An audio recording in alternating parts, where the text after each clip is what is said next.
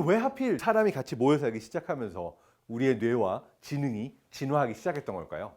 옛날이나 지금이나 사람이 살아남는데 가장 큰 영향을 끼쳤던 인자가 뭘까요? 천재지변, 추운 겨울, 더운 여름, 무서운 야수 다 아니에요. 사람을 죽게 만드는 이유 넘버원은 안녕하세요. 뇌과학 박사 장동선입니다. 모든 뇌는 행복해질 권리가 있다라고 말하는 뇌박사고요. 제가 오늘 얘기하려고 하는 주제는 바로 우리 아이들이 어떻게 하면 미래에도 행복할 수 있을까라는 주제로 오늘 강연을 갖고 왔습니다. 오늘 강연은 크게 세 가지의 이야기로 풀어보려고 그래요. 일단 첫 번째는 우리의 뇌와 우리의 지능이 이 지난 수십만 년 동안 어떻게 진화해 왔는가. 그래서 우리가 가지고 있는 뇌에 대한 이야기를 푸는 것이 첫 번째. 두 번째는 과연 행복하기 위해서 똑똑한 뇌를 가져야 될까? 아이가 정말 똑똑해져야 행복할까? 이런 질문이 두 번째라고 할 수가 있고요. 세 번째는 어떻게 하면 우리가 미래에도 아이가 행복할 수 있을까? 어떤 미래가 올까? 우리도 모르지만 이 이야기를 풀어보는 게 오늘의 이야기입니다. 아마도 이거를 세 개의 짤로 잘라주실 수도 있겠다고 생각이 되는데 일단 첫 번째 이야기부터 다이브하고 시작하도록 하겠습니다. 자, 이렇게 질문할 수 있을 것 같아요. 우리가 지금 가지고 있는 인류, 그러니까 호모사피엔스의 뇌는, 우리 머리 안에 있는 뇌는 언제 지금의 형태로 진화하게 됐을까요? 이 질문을 던질 수가 있을 텐데요. 대략 얼마나 됐을까요? 보통 이제 관객이 있다면 물어봅니다. 1000년 전 뇌가 지금의 뇌랑 비슷할까? 10,000년 전 뇌일까? 정답은요, 10만 년 전, 거의 20만 년 전 그 구석기 시대, 정말 동굴에서 땅 파먹고 살던 이 인류의 뇌랑요, 지금 우리가 가지고 있는 인간의 뇌의 크기랑 거의 모든 기능이랑 전혀 또는 전혀는 0%지만 거의 0% 수준하면서 거의 변한 게 없다. 그러니까 그때 인간의 뇌나 지금 인간의 뇌나 큰 차이가 없다 이겁니다. 그러니까 어떻게 보면요, 우리가 우리 아이를 되게 똑똑하게 키우면서 정말 행복하기를 원하는데 그 당시 동굴에서 땅 파먹고 살던 부모도 우리 아이는 굶지 않았으면 좋겠어. 맛있는 거 많이 찾아서 먹었으면 좋겠어. 야, 제가 너보다 많이 먹니? 맛있는 게 더 많나? 라고 막 옆에는 뭐 하나 이렇게 보면서 이 우리 뇌의 원리가 그때나 지금이나 똑같다는 거죠. 근데 여기서 조금 더 가볼까요? 조금 더 가봐서 우리가 이제 10만 년 전 뇌랑 지금 우리의 뇌가 거의 비슷하다고 얘기를 했어요. 그러면 이 인류의 뇌가 지금의 뇌의 크기로 성장하기까지는 얼마나 걸렸을까요? 더 거슬러 올라가서 우리가 100만 년 전, 200만 년 전까지 가면 그때가 이제 대략 그 Great Apes, 우리가 유인원이라고 부르는 침팬지도 있고 뭐 보노보도 있고 수없이 많은 이제 원숭이 친척들이 있는데 그들로부터 인간이라는 종족이 이렇게 진화해 오기 시작했던 거, 그 시기가 이제 더 거슬러 올라가면 한 200만 년 전, 100만 년 전이라고도 해요. 이제 그때부터 10만 년 전, 20만 년 전에 우리 인간의 뇌까지 우리 진화해 온 건데 아주 긴 기간 동안 진화하다가 10만 년 전부터는 지금까지 진화를 거의 안 한 건데 더 거슬러 올라가서 우리가 그렇다면 이 그 몇백만 년 전에서 지금의 크기로 갑자기 뇌가 커지게 된 계기는 뭘까? 라고 질문을 해볼 수 있을 것 같습니다. 그 질문을 하게 되면요, 한 가지를 빼놓을 수가 없습니다. 바로 사람과 사람이 아까 동굴 얘기도 했지만 모여 살기 시작하면서 우리의 뇌가 지금의 크기로까지 진화하게 됐다고 대부분의 인류학자들이나 고생물학자들, 뇌과학자들이 이게 가장 말이 되는 가설이다라고 생각을 하고 있습니다. 그러니까 이렇게 생각해 보면 돼요. 우리의 뇌가 갑자기 커지기 시작했던 시기가 있어요. 그게 아주 옛날이긴 하지만 그 아주 옛날에 뇌가 커지기 시작하던 시기에 뭐가 있었냐면 사람과 사람이 모여 살기 시작했다. 사람과 사람이 같이 모여 살기 시작하면서 뇌가 커졌던 건 왜일까? 자, 여기서는 우리 뭐 다 아시는 거지만 진화를 한번 생각해 보면 우리 기억나는 게 주입식으로 배운 거 적자생존, 이거 기억하고 있죠? 다윈, 진화론, 적자생존. 살아남기 좋은 형질이 다음 세대까지 우리가 물려준다. 더 살아남기 좋았기 때문에. 자, 근데 왜 하필 뇌 크기가 커지는 방향으로 그리고 사람이 같이 모여 살기 시작하면서 우리의 뇌와 지능이 진화하기 시작했던 걸까요? 그 이유는 이렇게 질문하면은 아마 명확해질 것 같아요. 옛날이나 지금이나 사람이 살아남는데 가장 큰 영향을 끼쳤던 인자가 뭘까요? 천재지변, 뭐 추운 겨울, 뭐 더운 여름, 무서운 야수 다 아니에요. 사람을 죽게 만드는 이유 넘버 원은 옛날이나 지금이나 사람이었어요.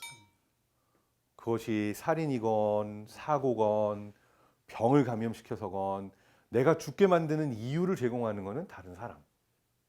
무섭죠. 그런데 반대로 내가 살아남는 데 가장 큰 도움을 주는 것도 사람입니다. 예를 들어서 누군가가 사막에 길을 잃었어요. 그러면은 몇 날 며칠을 사막 밖으로 빠져나와야 되는데 혼자 조난된 사람의 경우는 살아남는 확률이 낮아요. 근데 옆에 다른 친구 한 명, 동료 한 명만 있어도 살아남는 확률이 확 올라갑니다. 그리고 여러분도 잘 생각해 보면 내가 살아남는 데 있어서 가장 큰 도움을 받는 것도 결국은 다른 사람이에요. 가족, 친구, 이웃. 그러다 보니까 사람이 살아남는 데 가장 중요해진 거는 결국 사람이었다고 할 수가 있겠죠. 그런데요, 이 다른 사람의 마음을 읽는 거, 이 사람이 내 친구일지 내 적일지 이 사람이 어떤 사람일지 다른 사람의 마음을 읽는 것만큼 어려운 게 없죠. 그러니까 10길 물속은 알아도 한 길 마음속이 알기 어렵다 이렇게 얘기를 하는데 그만큼 다른 사람의 생각을 짐작하거나 예측하거나 누군가의 마음을 공감하거나 이해하는 게 어렵다는 얘기입니다. 그래서 이제 결론까지 왔어요. 사람이 살아남는데 가장 중요한 게 다른 사람인데 그 사람들이 모여 살다 보니까 싸우기도 하고 친구가 되기도 하고 적이 되고 하겠죠. 그럼 이 중에서 누가 잘 살아남았을까요? 다른 사람의 생각을 잘 읽는 사람, 다른 사람의 마음을 잘 이해하는 사람, 누가 적일지 친구일지 쎄한 감으로 잘 구별하는 사람, 이런 사람들이 살아남기 좋았을 겁니다. 그러다 보니까 사람이 가장 어려운 걸 하다 보니까 다른 사람 생각을 짐작한다는 가장 어려운 일을 하다 보니까 인간의 뇌가 진화하게 된 거죠. 이로써 첫 번째 이야기는 이렇게 결론 내릴 수 있을 것 같아요. 인간의 뇌가 진화해 오는 데는 결국 사람과 사람이 함께 사는 것이 중요했다. 두 번째 파트는 이거예요. 그렇다면 사람과 사람이 함께 살면서 갑자기 뇌도 커지고 지능도 진화했어요. 근데 지난 10만 년 동안 뇌는 업그레이드 되지 않았다니 이게 대체 무슨 말입니까? 우리 스마트폰도 업그레이드 되고요. 매번 새 모델로 바꾸고 노트북도 새 모델로 바꾸고 반도체 칩 거의 뭐 우리 엄청나게 빠른 속도로 인공지능 알고리즘도 진화하고 있죠. 근데 인간의 뇌는 10만 년 전 뇌랑 똑같다니 우리가 어떻게 이렇게 많은 것들을 어떻게 이룩할 수 있었을까요? 그 답은 또 사람과 사람의 연결에 있습니다. 그러니까 우리가 어느 한 사람이 똑똑해져가지고 뇌가 갑자기 업그레이드 돼가지고 막 새로운 문명의 발전, 혁신이 일어난 게 아니라요. 우리 뇌는 그대로인데 사람과 사람이 모였을 때, 아이디어와 아이디어가 모였을 때 사람의 생각과 생각이 연결이 되는 순간 혁신적인 아이디어가 생겨나고 새로운 발명이 생겨나고 한 겁니다. 가장 큰 혁신은 한 7만 년 전이었다고 그래요. 우리가 인지혁신이라고도 하는데 사람과 사람이 모여 살기 시작하면서 언어의 발견, 그리고 더 뒤에 얘기긴 하지만 활자의 발견까지 가죠. 그러니까 언어가 생겼다는 거는 어떠한 내가 가지고 있는 아이디어를 내가 표현할 수 있는 도구가 생긴 거고요. 이 표현할 수 있는 도구를 심지어 종이에 활자로 더 많은 사람들이 볼 수 있게 남기면서 사람과의 사람의 연결이 기술을 통해서 이루어진 거예요. 거기서 끝난 게 아니라 증기기관의 발명. 그러니까 우리가 1차, 2차 뭐 산업혁명 부르죠. 그때 이 증기기관의 발명으로 기차, 자동차 이런 것들이 생겨나면서 우리는 아주 멀리까지도 이쪽 사람들이 알고 있던 똑똑한 아이디어들, 가지고 있는 제품들 뭐 이런 것들이 더 멀리까지 갈 수 있었던 거죠. 그러니까 결과적으로 우리가 발전할 수 있었던 모든 원동력에는 뇌가 업그레이드 된 게 아니라 사람과 사람이 연결되고 아이디어와 생각이 연결이 되면서 혁신이 일어나서 우리가 누리고 있는 모든 것들을 누릴 수 있다는 얘기인 거예요. 자, 사람이 살아남는 데 가장 중요한 게 뭐냐? 사람이라고 했죠. 이번에는 질문을 한번 찍어보세요. 두 번째 질문은 이렇게 시작합니다. 내가 가장 많은 정보를 얻는 소스가 지금입니다. 10만 년 전 아니에요. 지금 당장 이 순간 현재를 살고 있는 우리가 정보, 새로운 정보를 얻고 습득하고 그러니까 공부하는 첫 번째 소스가 뭘까요? 우리가 뭐 유튜브 뭐 이런 데서 볼 수도 있어요. 저도 유튜브 합니다. 장동선의 궁금한 뇌라고 궁금하신 거 있으면 쳐가지고 질문해 주시면 돼요. 근데 거기서 얻는 정보보다 내가 어디 걸어가다가 누가 옆에서 야 그거 들었어 그거 들었어 그거 봤어 이러면은 나도 뭔가 보고 싶어서 찾아본다든지 아니면은 반에서 친구들끼리 떠들다가 누군가가 야야야 이거 그거 알아? 하면 그걸 듣고서는 찾아본다든지 그러니까 모든 정보의 소스 원천은 결국 다른 사람입니다. 그래서 우리는 다른 사람을 통해서 가장 많은 지식과 정보를 얻어요.